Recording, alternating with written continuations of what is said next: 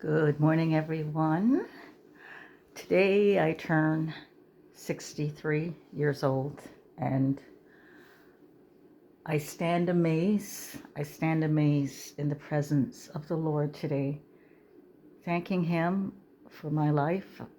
I know as we get older, a lot of people would say, "Oh, I'm getting older now. I'm past 60, or I'm past 50, even past 40. I'm getting older. Where did the years go?" The years go by really fast. They really do. My encouragement to you is every day that you have upon this earth, cherish it. Every day is like drops of precious gold upon your life that God has given you. When you wake up in the morning and you can breathe, you can sit and have a cup of coffee, and you have eyes to see the sunrise, you have feet to go places, you have hands to work, to do things with, and you're in your right mind.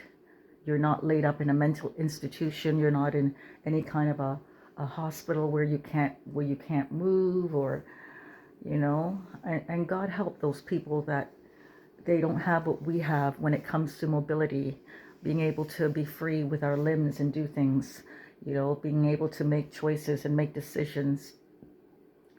I thank God because Psalm 27 says, "I would have lost heart unless I had believed to see the goodness of the Lord in the land of the living." A psalm of David.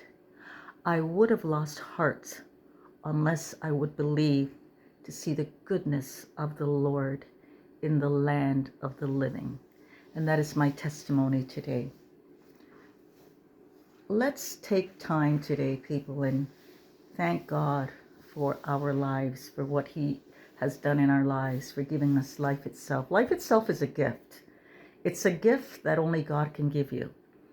Life itself it's a beautiful thing. Doesn't matter what happens. I know there's many of us that say to ourselves, "Oh, I don't even want to be here anymore because my life is this." And life is what you make it, people. Life is how you see yourself. And I'm going to give you the key.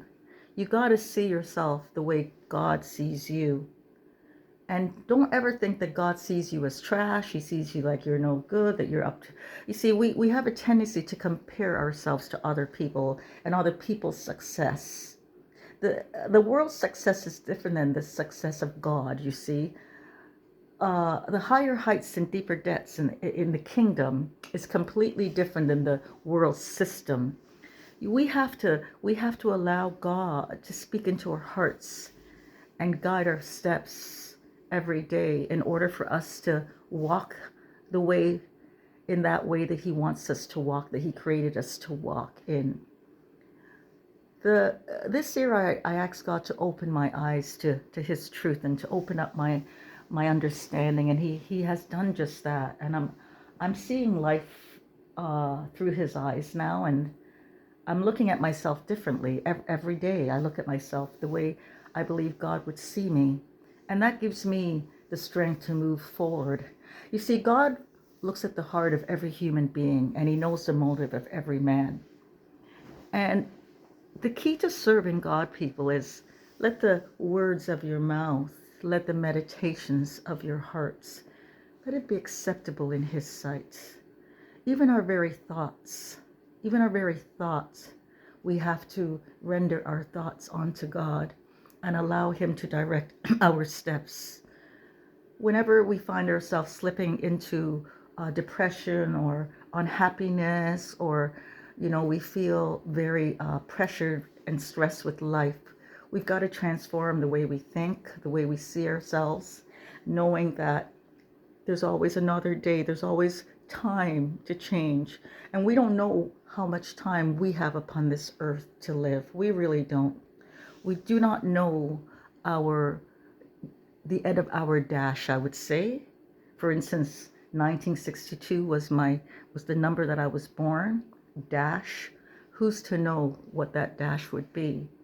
But my encouragement to you is to build up and have a relationship with God himself. Religion is one thing. Relationship is completely different. It's getting to know him and his resurrection. You see, when he rose, you see, there's a power in the resurrection of the cross. If people can only grasp that, it's a beautiful thing. Knowing that because Christ lives, we can live through him. I mean, he lives through us, I should say. Yeah. His Holy Spirit comes and dwells inside of us, and he lives.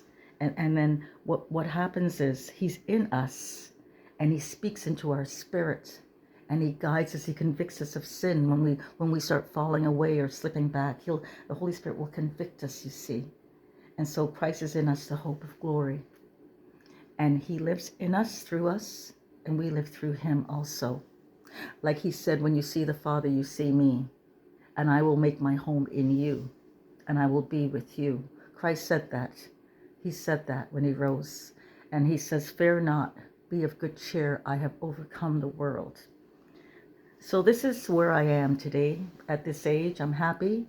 I'm looking forward to many more years serving God, that is, and allowing him to work. And I want to stand back and see his salvation in my life. I want to be that person. Doesn't matter how old I am. I want to be that person God created me to be. I want to live this life before I leave this world.